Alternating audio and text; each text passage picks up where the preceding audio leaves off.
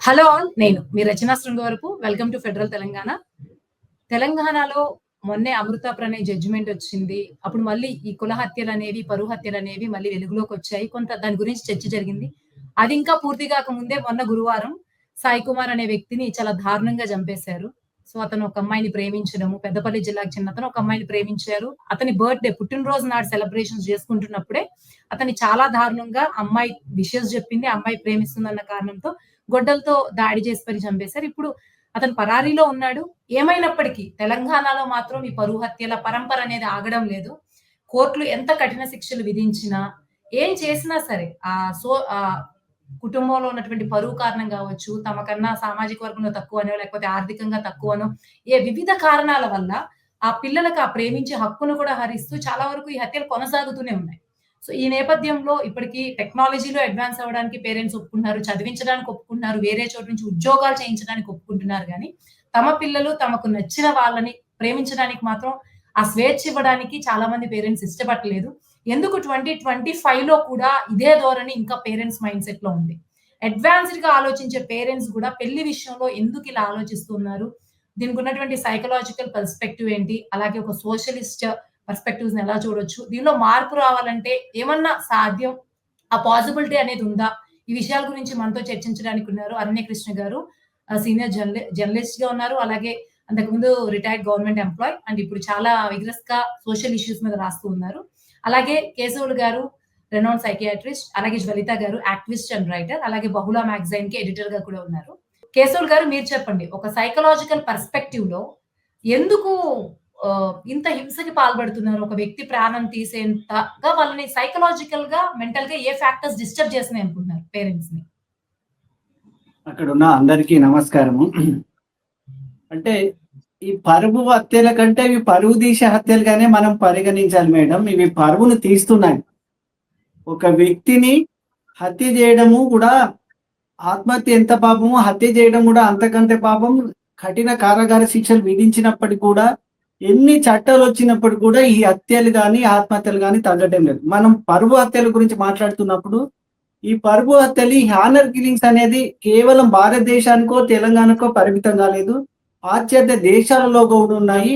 మన భారతదేశం చూసుకున్నట్టయితే ఎక్కువగా హర్యానా సైడ్‌లో ఇవి ఎక్కువగా, రాజస్థాన్ సైడ్‌లో ఎక్కువగా ఉండేది.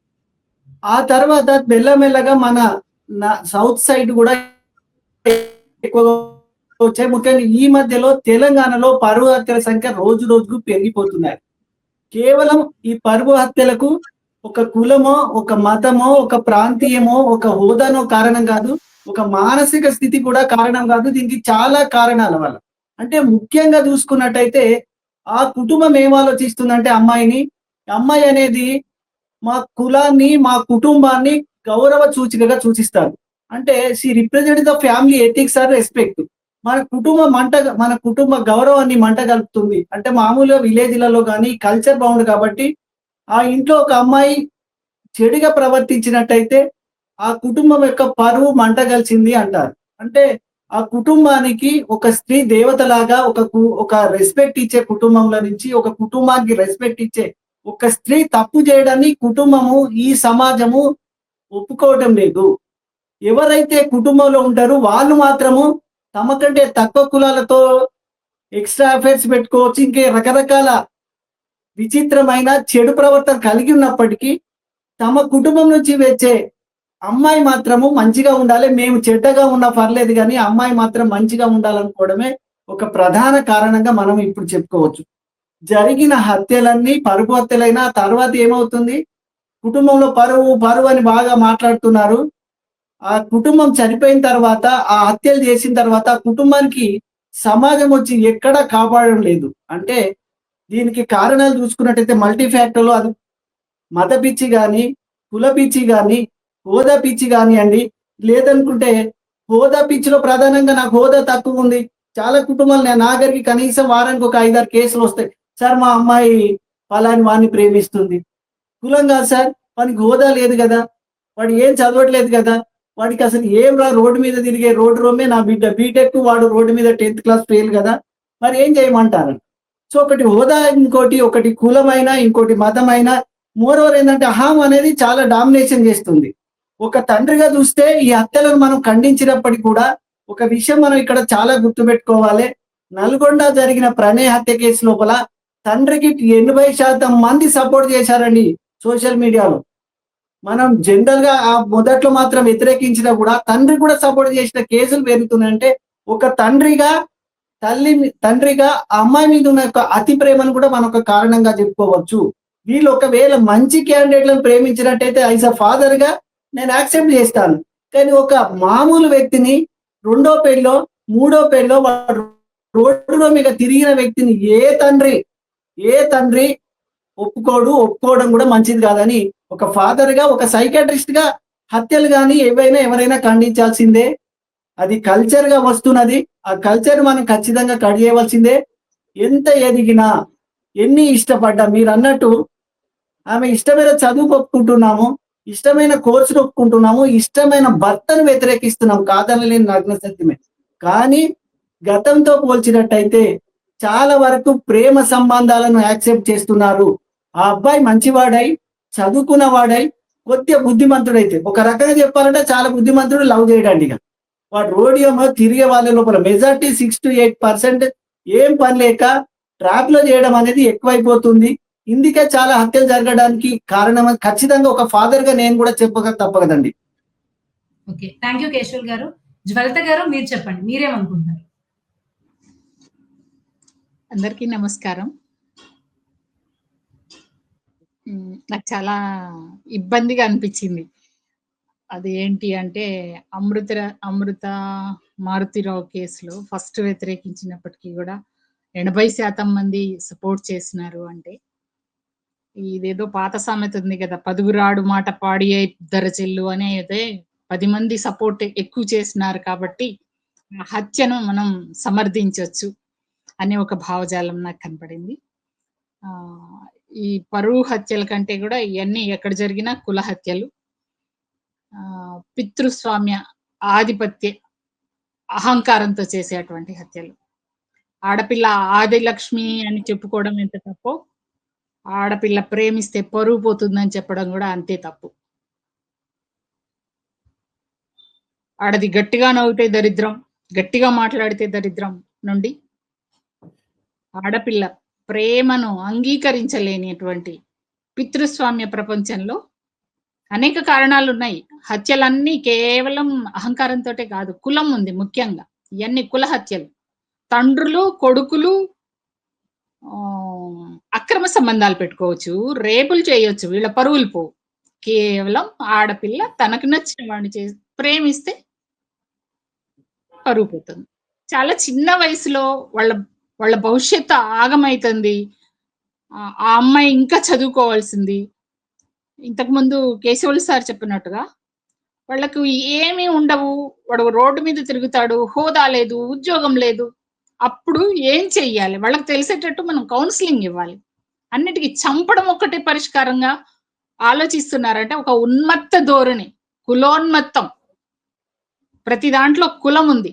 ప్రపంచవ్యాప్తంగా ఈ హత్యలు ఉన్నప్పటికీ కూడా మనకు భారతదేశంలో మాత్రం నార్త్ కు పోటీపడి సౌత్ వాళ్ళు హత్యలు చేస్తున్నారు. గతంలో ఆ రాష్ట్రాల్లోనే ఉండేవి, ఇప్పుడు మన రాష్ట్రంలో కూడా ఎక్కువైపోయినాయి. ఇది ఈ సొసైటీ ప్రభావం. ఆ తండ్రుల ఆలోచన పరిజ్ఞానం నేరోగా ఉండడం, సొసైటీలో నా పరువు పోతుంది అనే ఆలోచన, కేవలం తన కూతురు ప్రేమ వల్లనే పరువు ఎట్లా పోతుంది, ఏ బ్యాక్గ్రౌండ్ లో పెంచాము, ఏం చూస్తూ పెరిగింది, ఈ ప్రేమ ఆకాశంలో నుండి ఉన్న పళంగా కిందికి దిగితే అది వచ్చి అంటువ్యాధిలాగా కూతుర్ని అతుక్కోవడం లేదు కదా. దీని చుట్టూ ఉన్నటువంటి మీడియా, సినిమా, మన చుట్టూ ఉన్న వాతావరణం, సమాజం 3 పెళ్లిళ్ళైనా చేసుకోవచ్చు, 70 ఏళ్ల వాడు కూడా పెళ్లి చేసుకోవచ్చు, తనకంటే సగం వయసులో ఉన్న వాళ్ళతోటి కూడా ప్రేమాయణాలు నడిపించవచ్చు. ఇటువంటి భావజాలాన్ని చూస్తూ పెరిగిన పిల్లలు మీరు మాత్రం ప్రేమ వద్దు అని చెప్పాలి ఖచ్చితంగా. ఈ వయసు ప్రేమకు తగినది కాదు. తండ్రిగా పిల్లల సంక్షేమాన్ని ఆలోచించాల్సింది. కానీ అవతలి తల్లి కొడుకుని చంపే అంత దౌర్భాగ్యం, ఉన్మత్తం, ఉద్రేకం ఎక్కడి నుంచి వచ్చింది అంటే ఖచ్చితంగా మన భావజాలానికి వ్యతిరేకంగా ఉన్న ప్రతి దానిని నాశనం చేయాల్సిందే. ఆ ఉన్మత్త ధోరణి వాళ్ళని ఇంతవరకు తీసుకొస్తుంది. దాని మూలాలను వెతికి, ఇందులో అందరున్నారు, ఏ కులాన్ని గురించి చెప్పనవసరం లేదు. మరి ముఖ్యంగా ఇందులో మనువాద, పితృస్వామ్య, ఆధిపత్య భావజాలం మాత్రమే తన కూతురును ప్రేమించిన వాణ్ణి చంపేంత ఉన్మత్తానికి నెట్టేస్తుంది అని నా అభిప్రాయం. థ్యాంక్ యూ జ్వలత గారు. అరణ్యకృష్ణ గారు, మీరేమనుకుంటున్నారు? ఈ పరువు హత్యలు అనేవి మీరు ఎప్పటి నుంచో చూస్తూనే ఉన్నారు. ఇన్ని ఇయర్స్ అయిన తర్వాత పిల్లల్ని చదువుకోవడానికి, ఉద్యోగాలకి, అన్ని విషయాల్లో స్వేచ్ఛిస్తున్న పేరెంట్స్ ఎందుకు ఈ పెళ్లిళ్ళ విషయంలో, ప్రేమ విషయంలో ఇంత ఉన్మాదులుగా ప్రవర్తిస్తున్నారు? అసలు ఇక్కడ ఎందుకు చేంజ్ రావట్లేదు? దీనికి ప్రధాన కారణాలు ఏంటని మీరు అనుకుంటున్నారు? దీనికి కారణం ఏంటంటే పరువు హత్యలకను వ్యక్తిగత ఆస్తికి మధ్య చాలా సంబంధం ఉంది. అది వ్యక్తిగత ఆస్తి, ఆ తర్వాత స్త్రీ యొక్క శీలం మీద మొత్తం సంస్కృతికి సంబంధించినటువంటి భారం వేయటం, ఇవన్నీ కూడాను ఉన్నాయన్నమాట. అది నేను జ్వలిత గారు ఆవిడ చెప్పిందంతా కూడా విన్నాను. ఆవిడ చెప్పినటువంటి ప్రతి మాట కూడాను వాస్తవం. అది ఆమెతో నేను పూర్తిగా ఏకీభవిస్తున్నాను. తర్వాత ఎందుకు చేస్తారంటే క్యాస్ట్ అండ్ క్లాస్, ఈ రెండు కూడాను ఒక పాయింట్లో పూర్తిగా విరుద్ధమైపోతాయన్నమాట. ఇప్పుడు ఎవరైతే హత్య చేస్తారో, ఇప్పుడు ఎక్కువగా హత్యలు చేసేది ఆడపిల్లల తండ్రులు చేస్తుంటారు. ఎక్కడో చాలా రేర్గా తమ సొంత పిల్లల్ని చంపుకోవటం అనేది చేస్తుంటారు అనమాట. అయితే ప్రతి చోట కూడాను ఖచ్చితంగా వీళ్ళ క్లాస్కి వాళ్ళ క్లాస్కి క్యాస్ట్ ఒకటే కాదండి, మధ్య ఒక ఆర్థిక అంతరం చాలా ఎక్కువగా ఉండడం. ముఖ్యంగా ఆడపిల్ల ఒక్కతే ఉన్న చోట మరీ ఎక్కువగా జరుగుతుంటుంది అనమాట ఈ రకమైనటువంటిది. ఎందుకంటే తన ఆస్తి ఇంకొకళ్ళకి పోవటం, అంటే ఇప్పుడు తరం నుంచి తరానికి వ్యక్తిగత ఆస్తి ట్రాన్స్ఫర్ అవుతూ ఉంటుంది. అయితే ఆడపిల్ల ఒక్కతే ఉన్న చోట సాధారణంగా అలా కాదు. కానీ సేమ్ కులం అయితే కొంతవరకు కూడాను వాళ్ళు సర్దుకోగలుగుతారు. కానీ సేమ్ కులం కాని చోట అక్కడ ఈ రకమైనటువంటి ఈ మర్డర్స్, వైలెన్స్ ఇవి చోటు చేసుకుంటున్నాయి అన్నమాట. అయితే ఇది మొత్తం మీద అర్థం చేసుకోవాల్సింది ఏంటంటే, గౌరవం అనేది ఒకటి కనబడుతుంటుంది. ఏదో గౌరవ భంగం, గౌరవాన్ని పోగొట్టుకున్నట్టుగా ఇది కనబడుతుంటుంది. సమాజంలో ఒక వర్గానికి గౌరవం వచ్చిందంటే ఖచ్చితంగా అది మరొక వర్గం పోగొట్టుకుంది, అది రాదు. గౌరవం అనేది కూడా ఊరికినే ఏం రాదు. గౌరవానికి వెనకాల ఆస్తులు ఉంటాయి, గౌరవానికి వెనకాల వ్యక్తిగత ఆస్తి ఉంటుంది అనమాట. అవి కూడా లేకుండా ఒట్టి కేవలం గౌరవం ఒక్కటే ఏ గుడిసెల్లో బతికే వాళ్ళకి ఎవరు ఇవ్వరండి. అది అసాధ్యం అసలు. అది ఏ కులమైనా కానివ్వండి. అందువల్ల ఏంటంటే ఆస్తితో పాటుగా చూడాల్సినటువంటి విషయం అనమాట వ్యక్తిగత ఆస్తిగా. అది ఎక్కువగా మగపిల్లవాడు ఉంటే కనుక అది ఆడపిల్లని కొంతవరకు వదిలించుకుని పంపించేస్తారు. కానీ అదే మగపిల్లవాడు లేడు కాబట్టి ఇక్కడ ఈ ప్రణయ అమృత వాళ్ళ కేసులో అది ఎవరికి, అక్కడ మారుతీరావుకి ఉండుంటే బహుశా తన ఆస్తి కొడుక్కి వెళ్తుంది, ఆ అమ్మాయిని వదిలిపెట్టేయచ్చు అని చెప్పేసి అని అనుకునేవాడు. కానీ అక్కడ జీర్ణం చేసుకోలేకపోయాడు అనమాట. అది ఆ కారణం చేతనే చంపించారు.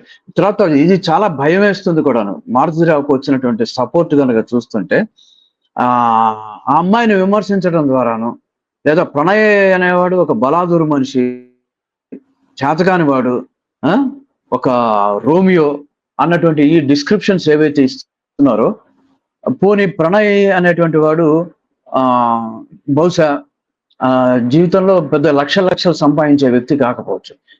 లక్షలు సంపాదించడమే జీవితానికి ఆదర్శం అవుతుందా? అది కాదు కదా.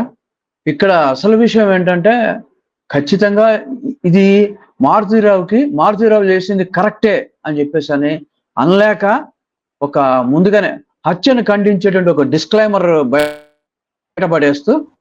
పడేసేసి మిగతా దుర్మార్గం మొత్తాన్ని కూడాను సమర్థించేటువంటి ఒక పోకడ నడుస్తున్నది. అంటే మెజారిటీ ఇప్పుడు మారుతీరావుని సపోర్ట్ చేసినటువంటి వాళ్ళు కనుక మనం గమనిస్తే గనక ఒక లెఫ్టిస్టులు, తర్వాత ఈ దళిత్ సెక్షన్స్, బహుజన వర్గాలు మినహాయిస్తే గనక మిగతా అంతా కూడా అగ్రకులాల వాళ్ళే. అసలు అదో రకమైనటువంటి అసలు తల్లిదండ్రులు అనేటువంటి వాళ్ళు పిల్లల మీద ప్రాణాలు పెట్టుకుంటారు. ప్రాణాలు పెట్టుకొని ఎంత దూరం పోతారంటే హత్యలు చేస్తారు, హత్యలు కూడా చేస్తారు, కావాలంటే చస్తారు, చంపుతారు అనేటువంటిది అనమాట. ఇదే రకమైనటువంటి ప్రేమ నాకు అర్థం కాదు. కానీ ఇది ఐడియాలజికల్ గా చూడాల్సినటువంటి సమస్యే కానీ ఒక వ్యక్తిగతమైనటువంటి కేసు కాదు. ఎన్నో ఇంతకు ముందు జరిగాయి, ఇక ముందు కూడా జరగబోతాయి కూడాను.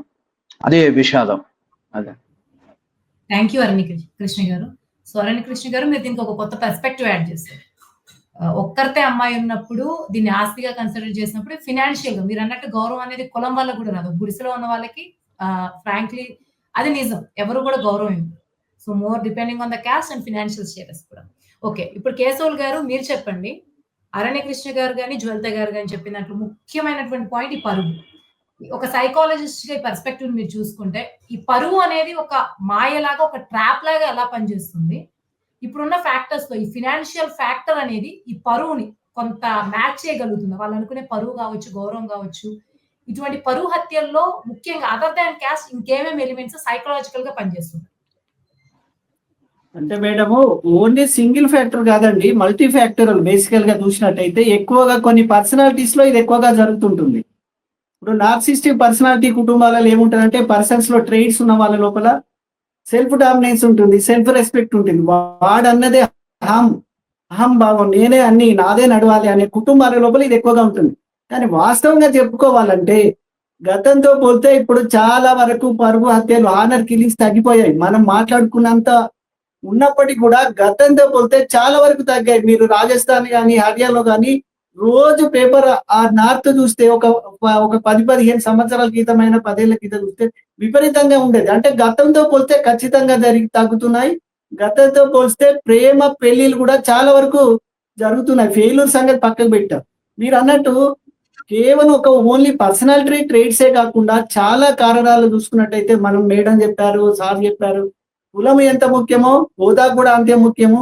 ఈ హోదా కూడానే చాలా వస్తుంది. ఇంకొకటి మంచి పాయింట్ ఏంటంటే సార్ చెప్పినట్టు ఖచ్చితమే, ఆ కొడుకుకైనా అమ్మాయికైనా ఒకరే ఉన్నప్పుడు తను ఊహించని స్థాయికి ఎదిగినప్పుడు, ఇప్పుడు మారుతీరావు అనే వ్యక్తి మామూలు కిరోసిన్ డీలరు, కొన్ని 100 కోట్లకు ఎదిగినప్పుడు నేను ఇంత కష్టపడ్డాను, నా కష్టాతీతం నా పిల్లలకు తప్ప ఎవరికి చెందకూడదు, నా పిల్లలు నాకంటే బాగా హ్యాపీగా సుఖపడాలని కోరుకోవడంలో ఒక తండ్రిగా నేను యాక్సెప్ట్ చేస్తాను.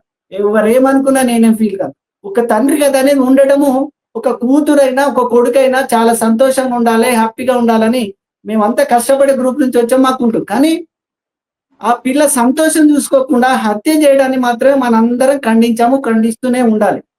కేవలం అంటే వీళ్ళిద్దరు మేజర్ ప్రణయ్ విషయం వచ్చినప్పుడు ఖచ్చితంగా మారుతీరావు చేసింది 100% తప్పు. ఆ అబ్బాయి అమ్మాయికేం కాదు, అతను మంచిగా చదువుకుంటున్నాడు, ఆర్థికంగా కూడా చాలా ఉన్నవాళ్ళు, వారు మరీ అంత ఘోరంగా ఏం లేరు. కేవలం కులము అడ్డ అనేది వచ్చింది. అదే సజ్జనార్తో మన హైడ్రా అతను ఐపీఎస్ ఆఫీస్ తో రంగనాథ్ గారితో మాట్లాడినప్పుడు ఒక విషయం చెప్పాడట. సార్ మరి మీరు కులానే చూశారు, ఒకవేళ అబ్బాయి ఐఏఎస్ ఐఎఫ్ఎస్ లేదంటే ఇంకేదైనా ఉంటే ఇచ్చేవాళ్ళంటే ఖచ్చితంగా ఇచ్చేవాడిని అన్నారు. అంటే అక్కడ హోదాకు కూడా కొంత ప్రిఫరెన్స్ అనేది ఉంటుంది. ఆ హోదాకు ఈ కులాన్ని అంటబెట్టుకొని అక్కడ సంఘటన జరిగింది. ఖచ్చితంగా చాలా సంఘటనలు గతంతో పోలితే తగ్గుతున్నాయనే విషయంలో నాకైతే డౌట్ ఏం లేదు. ఫ్యూచర్ లో ఇంత తీవ్రత, ఇంత ఫ్రీక్వెన్సీ, ఇంత సివియర్ అనేది ఉండదని అనుకుంటున్నా. కానీ చిన్న పిల్లలు మైనర్ ఏజ్ లో ఉన్నప్పుడు రోడ్డు మీద తిరిగినప్పుడు ఖచ్చితంగా ఇవి పెరిగే ఆస్కారం అనేది ఉంటుంది. కానీ ప్రభుత్వాలు కూడా వీటి విషయంలో పట్టించుకోవాల్సిన అవసరం ఉంది. హైదరాబాద్ లో ఎన్ని జరిగాయి, మిగతా ఏరియాలతో పోల్చినప్పుడు నాకు తెలిసి ఒక 5 years లో ఒక 15 వరకు honour killings only in Hyderabad major సిటీలో జరుగుతుంది. మనం ప్రపంచ నగరం అనుకుంటున్న హైదరాబాద్ లోనే ఎక్కువగా జరుగుతున్నాయి కదా. గ్రామీణ ప్రాంతాలలో కంటే సిటీలలోనే, మెట్రోపాలిటన్ సిటీలలోనే ఎక్కువగా జరుగుతున్న విషయం మనం మర్చిపోకూడదు. ముస్లిం విషయంలో అయినా గతంలో కూడా జరిగింది. రోడ్డు మీద కూడా ఎంత ఘోరంగా ఒక కానిస్టేబుల్ మన సిస్టర్ ఇతరులతో ఇట్లా జరిగిందని. సో సిటీలలో కూడా ఇది ఎక్కువగా పాకిపోతుంటే చదువుకున్న వాళ్ళే ఎక్కువ చేయడం నాకు బాధాకరం అనిపిస్తుంది. చదువు రాని వాళ్ళంటే కల్చర్ బాగుంది. ఒక కల్చర్‌ను, ఒక సంస్కృతిని అంత ఈజీగా మనం మార్చలేము. మూఢనమ్మకాలు ఇంకా ఉన్నాయి. మనకు సైకియాట్రిస్ట్‌గా తెలుసు కదా! అటు మంత్రాల దగ్గర పోంది మా దగ్గర రావడం అనేది చాలా కష్టం అయిపోతుంది. అక్కడ అయిపోయి దులుపుకున్నాకనే మా దగ్గరికి రావడం అనేది జరిగిపోతుంది. ఈ కల్చర్ అనేది గ్రామీణ ప్రాంతాల్లో కాస్తో కూస్తో ఉన్నా కూడా పట్టణ ప్రాంతాలలో చదువుకున్న వాళ్ళలో, ఆర్థికంగా ఎదిగిన వాళ్ళ లోపల ఎక్కువగా పరువు హత్యలనేది జరుగుతున్నది. అది చాలా ఇంపార్టెంట్. అంటే మనకు ఆస్తి పెరిగిన కొద్దీ, టెక్నాలజీ పెరిగిన కొద్దీ, సుఖాలు పెరిగిన కొద్దీ మనుషుల లోపల విపరీతమైన ఆలోచనలొస్తున్నాయి. ఆ విపరీత ఆలోచనకు తోడు ఈ narcissistic personality, anti social personality, dominate personality, hi fi బాగా ఉన్న వాళ్ళ లోపల ఎక్కడ చూసినా డబ్బులు ఉచితంగా రియల్ ఎస్టేట్ కోట్లు కోట్లు వచ్చిన తర్వాత ₹1 పడేసే చచ్చిపోతారు. ఎవ్రీథింగ్ ఈస్ మేనేజబుల్ అనుకుంటున్నారు కదా! సో అటువంటి హత్యకి మన ప్రణయ్ మారుతీరావు వాళ్ళకి సంఘటనగా మనం చెప్పుకోవచ్చు. సో ఇవన్నీ మల్టీ ఫ్యాక్టరీలు ఖచ్చితంగా గతంతో పోలిస్తే హానర్ కిల్స్ తగ్గిపోతున్నాయి. మనకు పాజిటివ్ సైన్ గా ఖచ్చితంగా చెప్పుకోవచ్చు. థ్యాంక్ యూ కేశవులు గారు. అరణ్యకృష్ణ గారు మీరు చెప్పండి. కేశవులు గారు వచ్చేసి ఆల్మోస్ట్ ఆల్ ఒక డిక్లైన్ రేట్ ఉందని చెప్తున్నారు. బట్ తెలంగాణలో అనే హోల్ కనిపిస్తూనే ఉన్నాయి. మొన్న జరిగిన తర్వాత కూడా ఆ కేస్ జడ్జిమెంట్ గాని ఎక్కడ ఏమి ఆ ఇంపాక్ట్ ఎక్కడ మనకు కనిపించట్లా. ఇంకొకటి మనం ఒక ఐడియల్ ఎన్వైరన్మెంట్ ఉందనుకుందాం. ఈ కులాలు గాని, మతాలు గాని వీటి మీద పేరెంట్స్ ఇవేమి రిలే అవ్వట్లేదు. ఆ ఫ్రీడమ్ ఇచ్చారనుకుందాం. కానీ తల్లిదండ్రులు పూర్తిగా పిల్లల్ని వాళ్ళు ఎంగేజ్ లో ఉన్నప్పుడు ఎంతవరకు వాళ్ళ మీద ఆ రెస్పాన్సిబిలిటీ గాని, వాళ్ళ లైఫ్ లో ఆ ఇంట్రూజన్ గాని ఎంతవరకు ఉండొచ్చు? ఒక బ్యాలెన్స్ వాళ్ళు కూడా వాళ్ళ ఇష్టం వచ్చిన డెసిషన్స్ తీసుకునే క్రమంలో ఏదైనా సరే తప్పుడు డెసిషన్స్ కూడా తీసుకునే అవకాశం ఉంది కాబట్టి, ఒకవేళ ఐడియల్ ఎన్వైరన్మెంట్ ఉందనుకుంటే పేరెంట్స్ ఎంత వరకు వాళ్ళ జీవితాల్లో ప్రేమే ఉండొచ్చు అనుకుంటున్నారు పిల్లల జీవితాల్లో? అరణ్యకృష్ణ గారు అన్‌మ్యూట్ చేయండి మీ మైక్‌ని. డిక్లైన్ ఉందని చెప్పేసి అనుకోవటానికి అసలు ఏదన్నా స్టాటిస్టిక్స్ ఉన్నాయా సార్? ఖచ్చితంగా సార్ మనకు కేశవులు గారి దగ్గర చూస్తున్నాం ఏమన్నా కదా స్టాటిస్టిక్స్? స్టాటిస్టిక్స్ కొంతవరకు ఉన్నాయి సార్. నేనైతే గతంతో నేనైతే పోల్చితే ఐఎమ్ చాలా వెరీ మచ్ వరకు sceptical about it. when you compare because with I'm very much చూస్తున్నప్పుడు స్కెప్టికల్. నాకైతే సందేహంగానే ఉంటుంది అది తగ్గిందా అనేది. ఆ తర్వాత ఆడపిల్లలు కానివ్వండి, మగపిల్లలు కానివ్వండి, పెంపకం అనేది ఇవాళ రేపట్లో చాలా ఛాలెంజింగ్ గా ఉన్నది అనేది అయితే ఒక వాస్తవం. దానికి కారణం ఏంటంటే things are not in the control of parents and first point. మనం జడ్జిమెంట్స్ ఇవ్వటం చాలా తేలిగ్గా చేస్తాం, కానీ తీర్పులు ఇవ్వటం చాలా సహజం. చాలా తేలికైనటువంటి విషయం కాబట్టి తీర్పరతనానికి మనం తెగబడుతుంటాం అన్నమాట. ఒక్కోసారి ఈ తీర్పులు ఎంత దూరం వెళ్ళిపోతాయంటే మోరల్ వాల్యూస్ అనేవి టెర్రరిజం స్థాయిలో ఉంటాయి అన్నమాట. అందుకే మోరల్ టెర్రరిజం అని చెప్పేసి అని నాకు అనిపిస్తూ ఉంటుంది ఈ తీర్పులు ఇవ్వటం అనేది. ఏ తండ్రి మొబైల్కి నుంచి దూరంగా ఉండగలిగేటువంటి పరిస్థితి ఉంది? ఏ తల్లి మాత్రం మొబైల్తో సంబంధం లేకుండా తన ఇంటి పనులు మాత్రమే చేసుకుంటూ, పిల్లల పెంపకం మాత్రమే చేసుకుంటూ ఉంది ఈ రోజుల్లో? ఈ టీవీలో వచ్చేటువంటి ప్రోగ్రాములు ఎటువంటివి? వీళ్ళే బానిసలకు ఒక బానిసలుగా మారిపోతున్నటువంటి వినిమయదారి సంస్కృతిలో పడి మనం బతుకుతున్నాము. ఇంకా పిల్లలకి మనం ఏం చెప్పేటువంటి నైతిక అర్హత వీళ్ళకు ఉంటుంది. అందువల్ల ఏంటంటే పిల్లలకు కూడా చాలా మంది తల్లిదండ్రుల పట్ల విశ్వసనీయ పట్ల వాళ్ళకు ఉండేటువంటి దీని పట్ల పిల్లలు వింటారన్నటువంటి గ్యారంటీ లేదు. వాళ్ళ అభిప్రాయాలని కానీ చాలా కష్టం. ఇవాళ రేపు అయితే మాత్రం చాలా కష్టం. అందువల్ల ఏంటంటే ఇక్కడ కొంచెం వివేచన ఉన్నటువంటి తల్లిదండ్రులు చేయాల్సినటువంటి పని ఏంటంటే చాలా సహనంగా ఉండగలగటం అనేది. పిల్లల అభిప్రాయాలు నిజానికి తమ కంటే కూడా బయట సమాజం ఒక ఉధృతంగా విపరీతంగా ఊపేస్తున్నటువంటి ఒక కన్స్యూమరిస్ట్ కల్చర్ ఉంది ఇవాళ. అది బయటికి వెళ్తేనేంటి, ఇంట్లో ఏంటి, అసలు ఒక 20 ఏళ్ల క్రితం ఉన్నటువంటి సమాజం కాదు ఇది. ఓ 10 ఏళ్ల క్రితం ఉన్నటువంటి సమాజం కూడా కాదు ఇది. ప్రతి 2-3 ఏళ్లకి కూడాను జీవితాన్ని కొత్త పుంతలు తొక్కిస్తున్నటువంటి గ్యాడ్జెట్స్ వస్తున్నటువంటి కాలం ఇది. అటువంటి సందర్భంలో అసలు ఎటుపోతున్నామో కూడా తెలియనటువంటి సందర్భంలో కట్టడి చేయటం అనేది చాలా దుష్కృత్యంగానే నేను భావిస్తాను. పిల్లలు తప్పులు చేయరా అని చెప్పేసి అంటే గ్యారంటీగా చేస్తారు.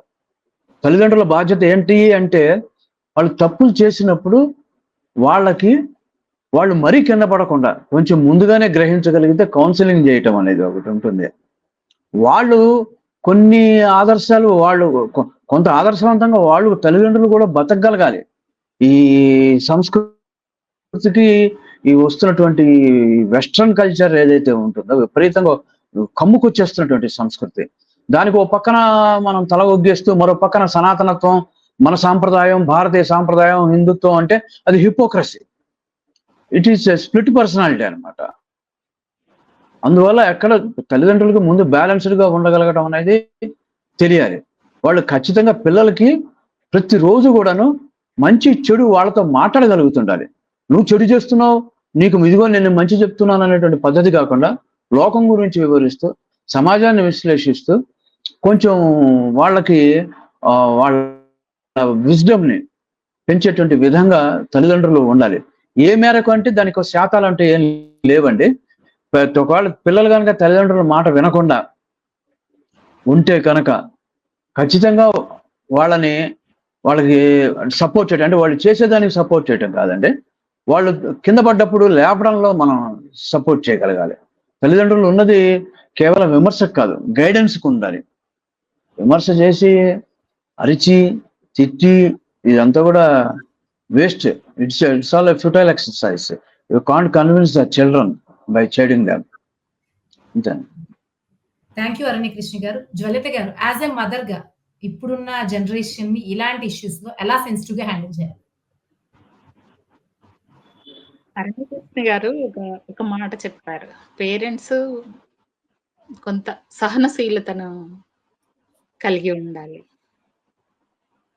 ముఖ్యంగా నేను ఒక సంగతి చెప్తాను.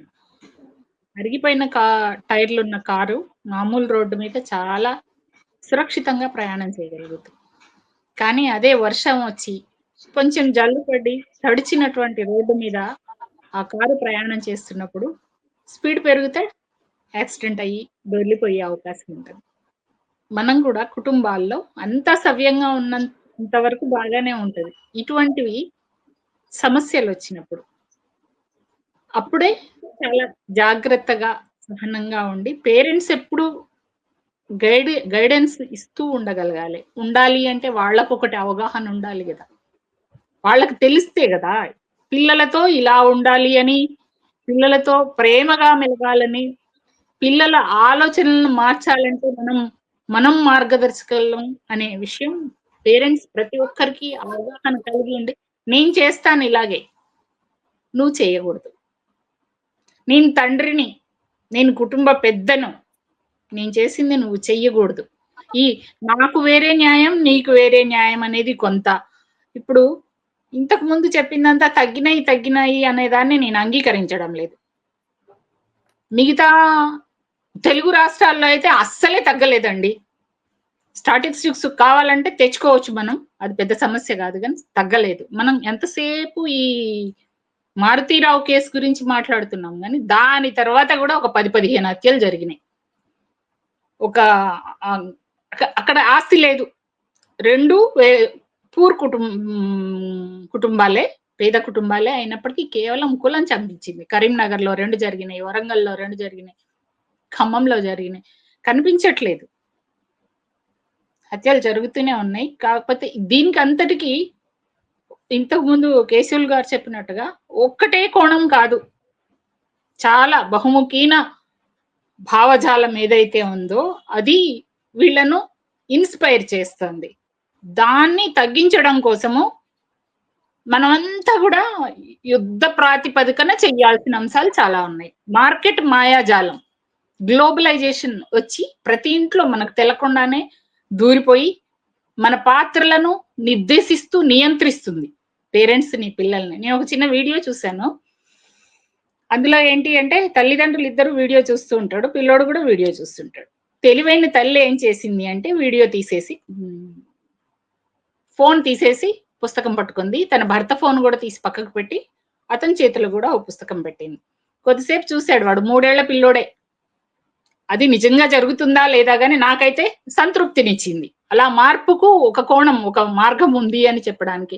ఎప్పుడైతే తల్లిదండ్రులు ఇద్దరు వంక చూశాడు, వాళ్ళ చేతిలో ఫోన్ లేకుండా పుస్తకం ఉంది, వాడు బొమ్మల పుస్తకం తీసుకొచ్చి చూసుకుంటూ కూర్చున్నాడు.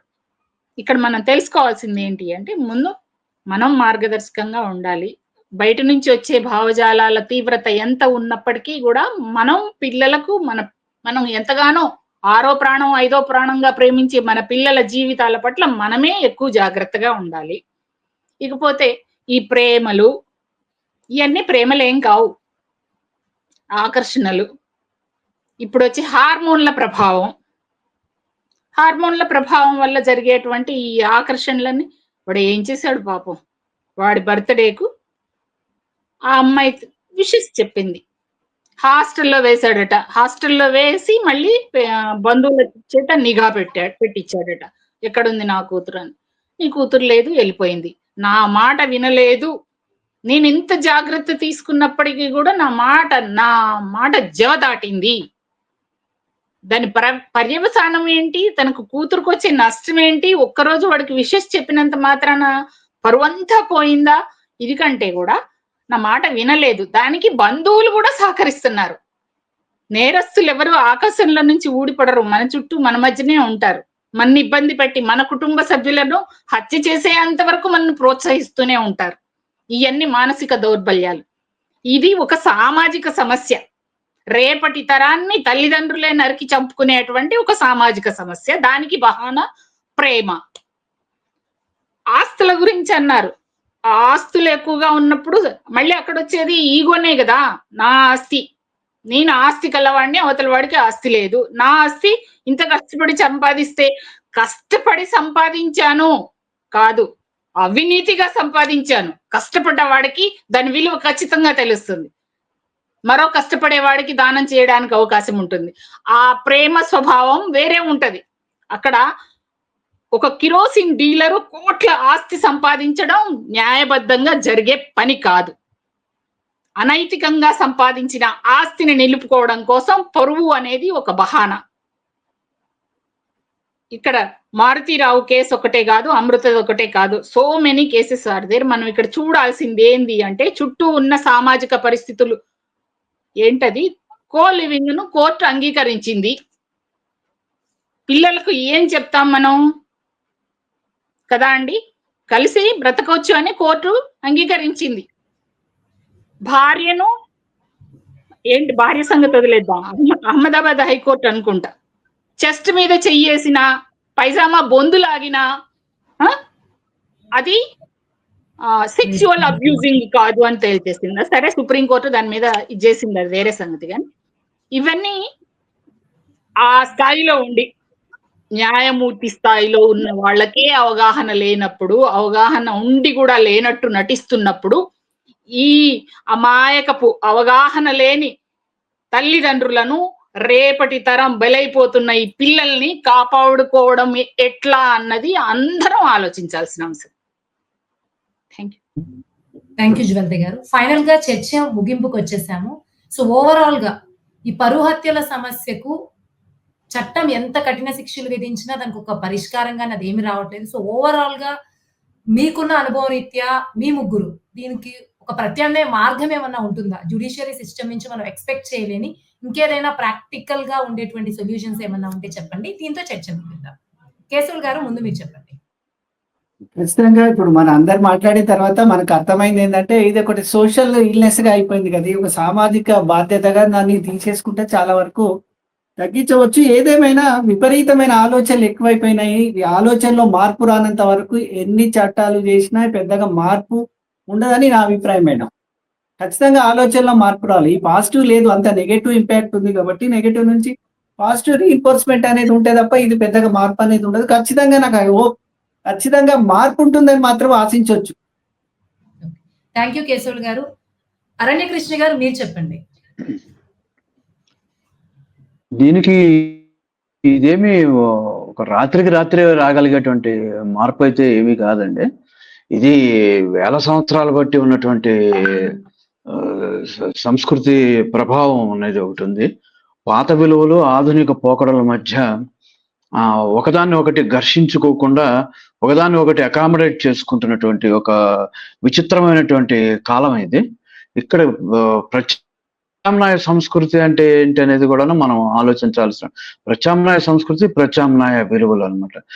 నాకు తెలిసి ప్రజాస్వామికత, మానవ సంబంధాల్లో ప్రజాస్వామికత, ఒకళ్ళ మీద ఒకళ్ళకి ఆధిపత్యం లేకపోవటం, ఆ తర్వాత సమాజంలో అందరికీ సమానమైనటువంటి నేనే కమ్యూనిజం దాకా, మార్క్సిజం దాకా కూడా వెళ్ళటం లేదు. ఒక మామూలు ఒక క్యాపిటలిస్ట్ సిస్టమ్ లోనే ఉండదగినటువంటి ప్రస్తుత భారత ఆర్థిక వ్యవస్థ కనుక క్యాపిటలిజం అనుకుంటే కనుక ఆ పరిధిలోనే నేను చెప్తున్నటువంటి విలువలు కొన్ని ఉంటాయి. అంటే నేను ప్రపోజ్ చేసేటువంటిది అదేంటంటే ఆల్టర్నేటివ్ వాల్యూస్ ని ఎక్కువగా జనంలోకి తీసుకెళ్లటమేనండి. Alternative values based on democracy in human relations, non aggression, అంటే మానవ సంబంధాల్లో, కుటుంబ సంబంధాల్లోనూ, సామాజిక సంబంధాల్లోనూ ఒకళ్ళకి అతిగా గౌరవం ఇవ్వటము, ఒకళ్ళు తక్కువ అవ్వటము, ఒకళ్ళు అతిగా సంపాదించుకునే అవకాశం ఉండటము, మరొకళ్ళకి తక్కువ ఉండటము, ఇవి దీని పట్ల కొంచెం ఒక సీరియస్ పర్స్పెక్టివ్ ని జనాల్లోకి గట్టిగా డిబేట్ ద్వారా తీసుకెళ్ళగలిగితే కొంత ప్రయోజనం ఉండొచ్చు అని నేను అనుకుంటున్నానండి. థ్యాంక్ యూ అరణ్యకృష్ణ గారు. ఫైనల్ గా జ్వలిత గారు మీరేమనుకుంటున్నారో చెప్పండి. మనం అనుకున్నట్టుగా ఇది సామాజిక రుగ్మత అయినప్పుడు రాత్రికి రాత్రే మార్పు చేయడం కుదరదు అని మనకు తెలుసు. వచ్చింది కూడా ఈ స్థాయికి వచ్చింది కూడా రాత్రికి రాత్రే జరగలేదు. అయితే మార్పులైతే హింసాత్మక ధోరణులు అయితే చాలా స్పీడ్గా వ్యాపిస్తున్నాయి. కాబట్టి వాటిని ఏమార్చే అందుకు బుద్ధిజీవులు